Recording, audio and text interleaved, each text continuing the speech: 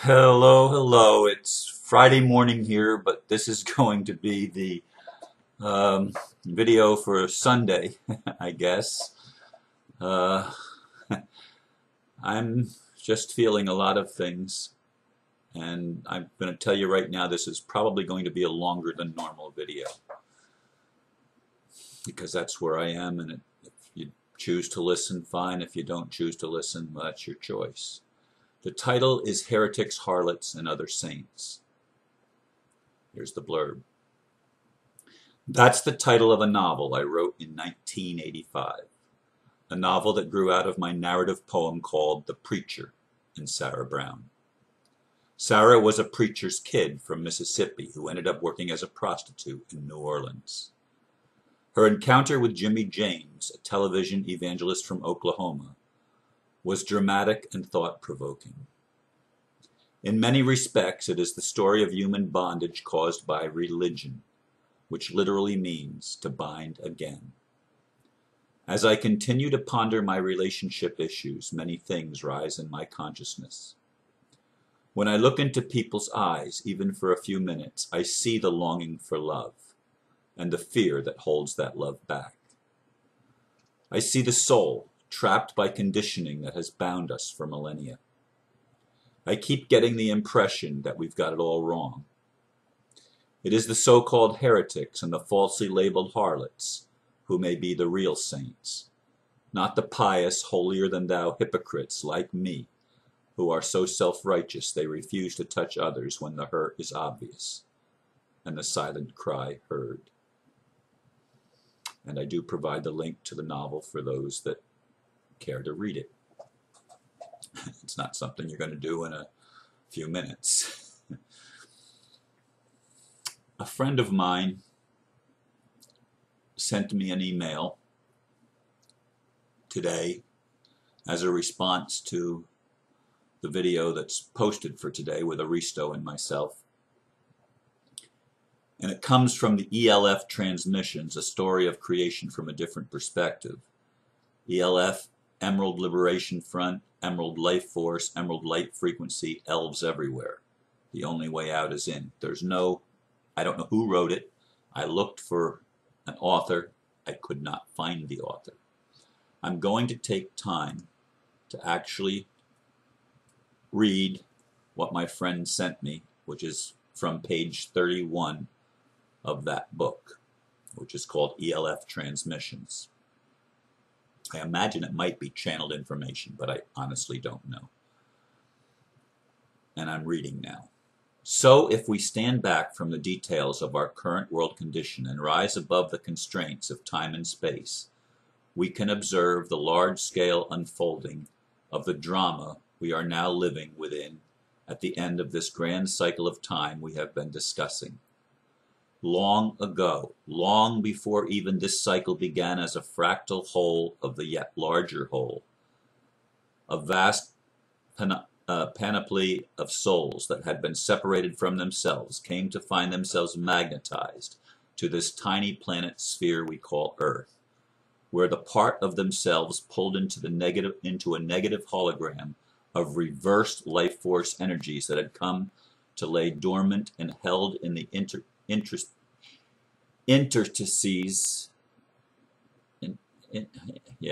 I don't know how to pronounce that word, I'm sorry, of golden treasures placed here by those who would be our overlords and controlling kings forevermore.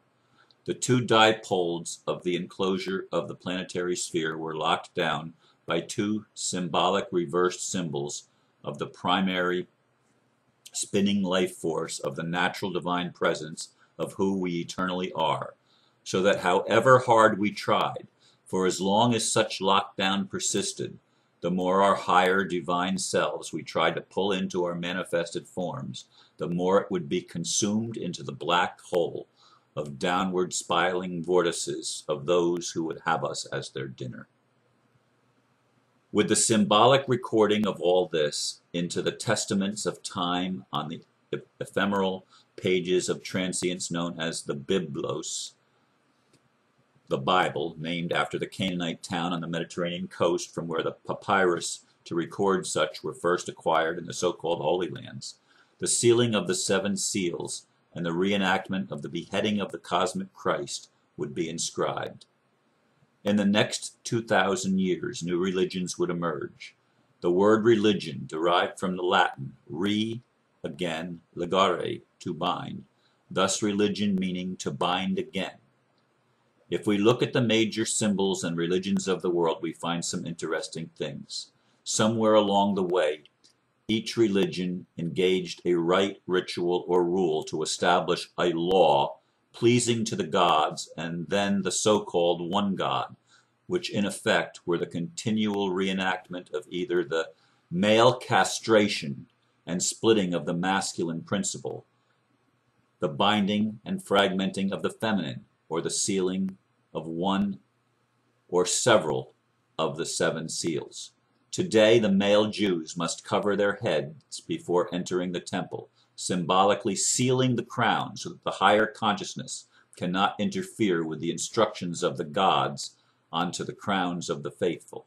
In the East, the Hindus seal their third eye over with a painting of the center of the forehead, so familiar to most that it now seems normal and commonplace. The priests of the Catholic Church close off their throat chakras with the binding collar around their necks. The Christian symbol itself, the cross, is nothing more than a sealing of the heart. When you take the standard dimensions of the cross and build it from squares, such that the 2 arms are each a square, the top head area another, and the center that they attach to another square, and the extension for the legs made up of 2 squares. As such, by folding the two arm squares and the head square up, they become 3 of the 4 sides of a box, and then the 2 squares of the leg extension fold up, becoming the 4th side, and the other one articulating over and sealing it on the top. Thus the cross is nothing more than an energetic box to seal the heart chakra and lock it in the death grip of this religion and binding of consciousness to a symbol of death and denial of the heart. The 5-pointed star contained within the crescent moon of the Islamic world is like the feminine principle of the pentagram of Venus being severed by the cutting psyche or sickle. The word psyche itself comes from the same root as schism, as in the splitting of the male, and the same root of the English word science, which we think means knowledge, but it really is the fractioning and decimating of the whole mind into fragments and specialized compartmentalization as a further and further removal from our ability to see things in whole terms as they really are. This then encloses the 3rd chakra, and the 2nd is represented by the large black cube around which, in reverse direction, the men of the Islamic Hajj continually encircle to reinforce the sealing in of the disembodied spirits of the entombed souls of this world, and the root at the core of the whole system enslaved enclosure of the whole 7-sealed enclosure is of course the reverse spinning swastika, continually pulling out of our bodies the life force of, and thus preventing the indwelling Christed solar presence from taking hold and grounding into the carbon-based physical incarnate forms that we walk this earth within. These are the 7 seals that have locked us into this 3rd-dimensional hologram we think is reality, where death and destruction are taken as normal and required, where God is supposedly to be feared, and where the horrors of war are honored as if sacred, all in seeking to please the gods, our overlord and our overlords, and in seeking to gain more gold for our singular control. The question this leads us to, of course, is how we truly can be creators walking upon the earth if all of our life force and energy is spent chasing pieces of paper that are abstracted containment fields of our life force, even another step removed from the gold encasement herein described. If we cannot even ground our true capacity to dream and envision, to form and bring forth into this vehicle into which we incarnate, the answer, of course, is we can't. And that is precisely the structure that we now have decoded and are bringing forth in this book to bring consciousness, to bring to consciousness this history and the current construct of the bonded hologram for those with eyes to see and ears to hear, to finally wake up and become the means and methods to break the binding spell. There's a lot in there, and I suggest that you go back and listen to it a few times, as I need to go back and read it yet a few more times myself. It's very powerful. We have been locked into a hologram, and as I said in the blurb, when I look into people's eyes, when I look into my own eyes, I can see the longing for love, and I can also see the fear that holds me back from that love, the fear that holds us all back. We've been trained to think that we can only love and be loved by one person, as my friend who is polyamorous so rightly describes. Many would look at her lifestyle and say, she's a whore. Well, that's the label, that's the way we've done it. But temple prostitutes in the old world were goddesses who liberated, or at least worked at the liberation of the spirit to whatever extent they could. Because the physical has been suppressed, the sexual has been suppressed, so that it has to be contained within controlled boxes, so that we feel guilty, and we built in a self-punishing mechanism. Any time that we step out of the box or go beyond it, we get labeled as a heretic or a harlot or a free thinker or an advocate of free love or whatever. And it's all a lie. It's a lie that keeps us imprisoned, that binds us again and again to our own slavery. And it's done through religion, as was so aptly illustrated in how they seal up the 7 seals, which are the 7 chakras. They seal us up so that we are disempowered, so that we are not enriched, so that we don't experience pleasure. And even when we do experience pleasure, we overlay that pleasure with a guilt-producing judgment that we must be wrong, so we create things like sexually transmitted diseases, which are nothing more than self-fulfilling prophecies, because we said, well, I've got to get punished because I've been sinful, when all it is we're being natural. It is natural to touch. It is natural to love. You don't have to look very far. You can see it in nature. You can see it in dolphins, how they swim and they rub against each other. And they are polyamorous. And you can see it in bonobo monkeys. And then, of course, you have the images of the birds that mate for life. A single bird mates in a pair. And both are okay. But the point that I'm making is it has to be natural.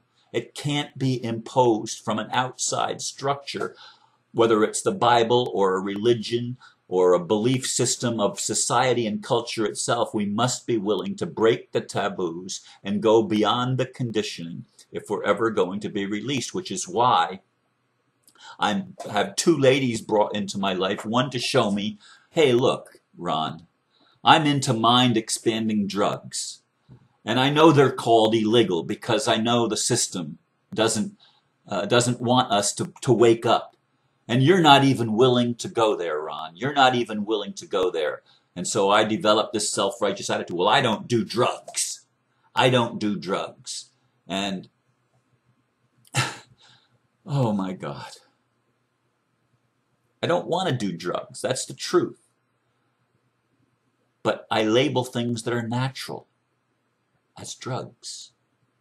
Things that the witches and the shamans have known forever, that there are plants that can help us open up and experience the God without shutting down our crown chakra, without shutting our third eye, without shutting off our throat chakra, without shutting off our heart, without shutting off our root chakra and our sacral chakra and our solar plexus chakra, without shutting down the energy centers of our own body. But we can open them up and experience the fullness of spiritual life in a physical form. And that includes our sensuality. That includes our sexuality. That includes our whole being. It doesn't leave anything behind. But we're so afraid to get naked. We're so afraid to touch each other. We're so afraid to touch ourselves. And even when we pleasure ourselves, I know, I've lived it my whole adult life. There's a guilt that's attached to it. There's a guilt attached to seeing images of naked people. There's a guilt attached to touching other people. And when we go for massages, we have to carefully cover up our bodies like there's something to be ashamed about it. Darn, what have we done to ourselves? What have we allowed anyone to do to us? Why have we allowed ourselves to be entrapped in the bondage of this system that locks us into a prison, and then we even call it freedom? There is no freedom in the box. There's no way you can fix the box. The only thing you can do is get out of the box and to choose to open up, to choose to step out of the comfort zone. Someone said, Ron, stay in the comfort of your comfort zone. How did she put it? Let me see if I can find that comment.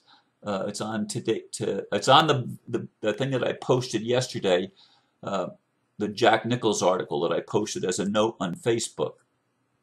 And she wrote, follow your heart, follow your gut feelings, and most of all, follow your own comfort zone, Ron. If I follow my own comfort zone, I'm learning that my comfort zone is a prison. It's a prison in which I'm comfortable because I've defined myself in that box. I've defined my rules. I call them standards, or I call them values. But the value is to love. The value is not to withhold love. The value is to be free. The value is not to withhold freedom from myself, to explore, to know by experience life and what life has to offer, to actually test the waters, and to be willing to step outside of the boundaries that have been created not by me, but for me, to keep me in prison, not to protect me, but to encapsulate me in a false matrix of control where I am fearful of breaking taboos, where I am fearful of breaking somebody else's rules, because then I might not be good enough and I might not be accepted. I might not be able to be real and authentic like I want to be. And I wear masks of authenticity. That's hypocrisy. Anytime I wear a mask, it's hypocritical. And self-righteousness is my shadow. And it's the shadow that I have to deal with. It's the shadow that keeps me imprisoned. It's the shadow it's not the dark stuff. It's the light crap. The self-righteous religious laws and rules, that crap that keeps me imprisoned and incapable of giving and receiving love. Because I have my rules, because I can only love one person. So I want that person to be as beautiful as she can possibly be, inside and out. And I have an image of what beauty looks like. And it doesn't look fat. It looks skinny or thin. That's appealing to me. So I don't touch fat people. I don't touch people that I consider heavy.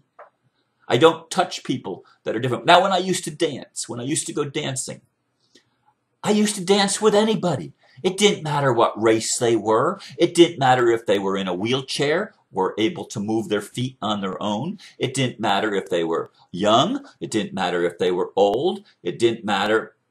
The only thing that mattered is only thing that I had trouble with is dancing with another guy, because that was oh God, that's a taboo. And one time, the guy that came up and asked me to dance, he was dancing on the other side of the room. And I was dancing on this side of the room. And we were the only two people dancing, and it was a benefit for AIDS victims. And then I went over and I talked to him, and he was going to die. He was only had months to live. He'd been told that he had AIDS and he was dying. And I listened to his story. Of course, I didn't touch him. Of course, I was unwilling. I don't know if I gave him a hug or not. Probably did, but maybe I didn't. I don't remember. But I'm so afraid of getting entrapped into a relationship called marriage, or even a relationship called commitment that doesn't allow me to love anybody else, that I'm stuck with that one. And what if she's not as beautiful as I'd like her to be? What if she's not as open-minded as I'd like her to be? What if she's not as pleasant and what if she's different than me and pushes my buttons and makes me feel like I'm walking in glass on my own? What if she tries to control me because she's afraid and feels the only way she can experience love is to control her environment and to control those people in her environment? Don't we all do that? Don't we all manipulate and coerce others to try to get them into our mold so that we can be in our comfort zone, which is also our prison? Heretics, harlots, and other saints, maybe we've got it all backwards. Maybe we've got it all screwed up. Maybe the people that we call saintly are really the most demonic of all, because they're the ones that hold us in bondage and keep us from loving and keep us from experiencing life and keep us from being able to really laugh from the depth of our soul and to let our light shine. Because if we only could follow the natural law, our lights would shine and we'd change the whole world. But we're so imprisoned, and religion is one of the things that we've done. It is the schoolmaster of self-righteousness. It is the schoolmaster of hypocrisy. It's religion, our damned Christianity, our damned Judaism, our damned Hinduism, our damned Islamic faith, all of our damned religions have done nothing but bind us and keep us from being real and authentic and genuine human beings, and incapable of loving ourselves and incapable of loving others. And it's a prison, damn it, it's a prison. And we need to wake up and get out of that prison.